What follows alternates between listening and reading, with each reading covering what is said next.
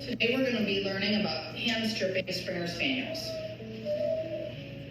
This technique you can use for most of any of the sporting breeds that you want a nice jacket on. This particular dog has a good jacket, but it is a little bit weighty, which is why I chose this dog, so I can show you a little bit of some of the things to do and not do.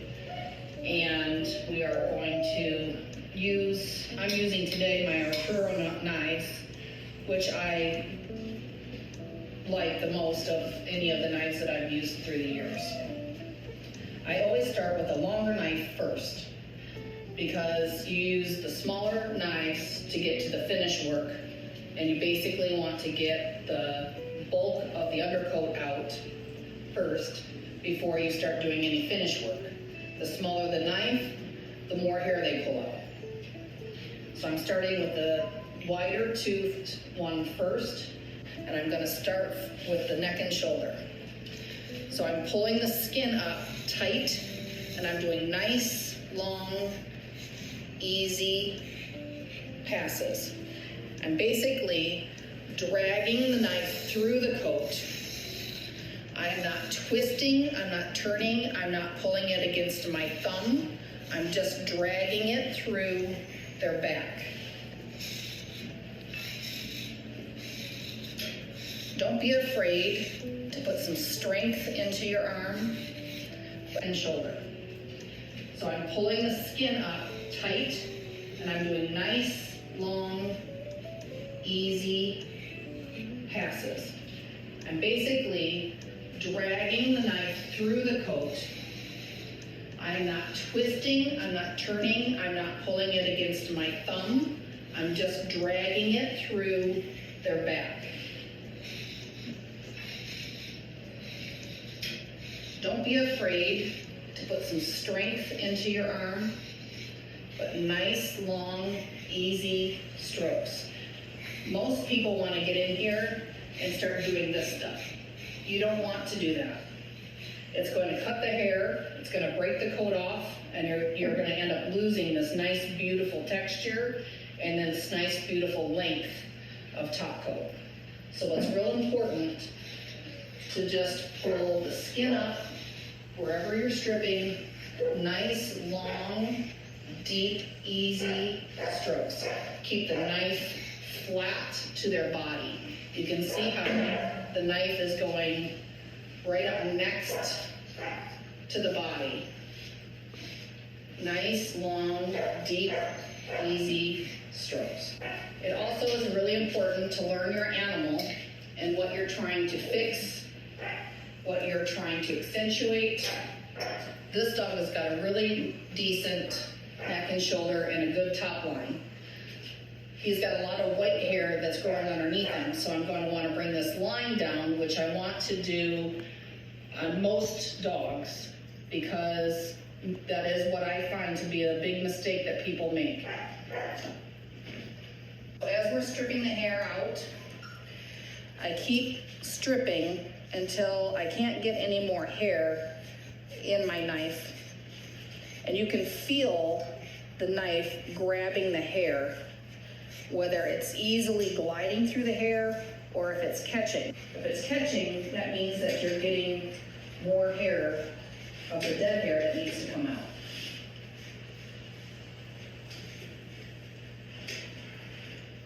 Now, if you have a dog that has a saggy top line or a dog that's high in the rear, you want to not get so carried away with trying to dig out a bunch of the undercoat in this area. Leave a little bit of the undercoat in, and then we can address it later once we start looking in the mirror to see how we need to fill in or take some hair off of the top.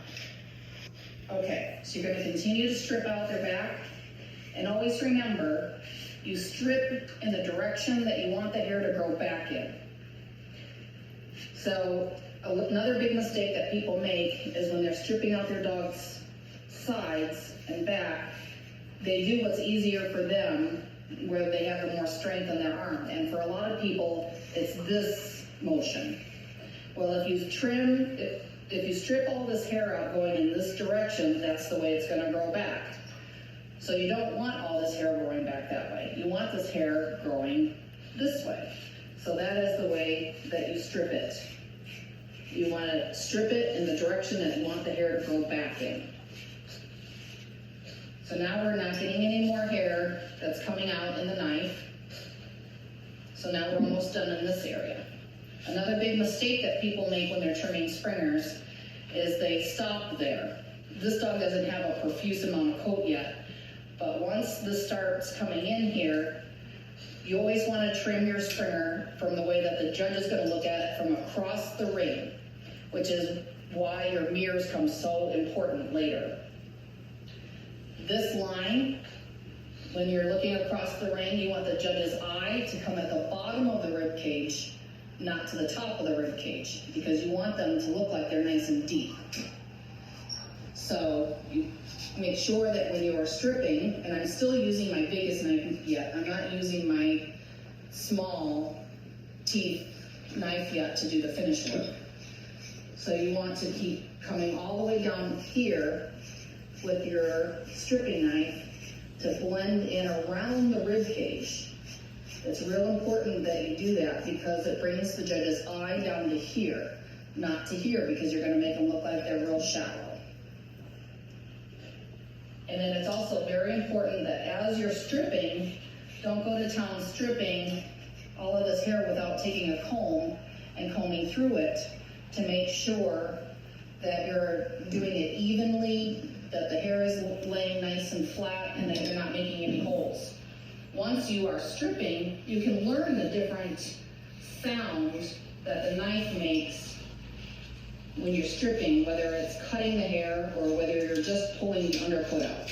And I recommend, if you're new to stripping, to always start on the off-show side. That way, if you make a mistake, you're learning on the whole other side of the dog before you start on the show side. This is very, very, very important. It's very important to take the knife, strip through the thigh exactly the same way that we did the rest of the dog. You don't want to take thinning scissors in this area, and you'll find that I don't take the thinning scissor anywhere into the back of the dog at all. So I just take the knife, and then I come down all the way to about an inch above the hock joint. And then we'll blend this in later when we're looking in the mirror. And then don't forget, you want to strip the thigh out the way that you want the hair to grow. So make sure you're not stripping in this direction. I have a tendency to strip more toward the front of the dog, and then I wrap this hair around their thigh so that it makes this thigh area look a little thicker once you blow dry it and get it ready for the show ring. The thing that I wanted to mention is when you are trimming your springer, it's always important that they stay standing to the best of your ability. I see a lot of people trimming their dogs, scissoring, stripping, doing all of that stuff while they're sitting down. You want them to be in as basic of a show stand as you can, because that's how you're going to see what you want to fix and what you want to accentuate, what you want to hide, all of those things. So leave them standing the whole time that you're trimming. Now, you can see where I brought this line down to the bottom of the rib cage, and I've stripped out all this stuff. Now, the fine details we'll do when we're utilizing the mirror from the side in a minute. But I just wanted to show you, now I've done the other side as well and pulled out all the undercoat, so I now have my basic pattern stripped out.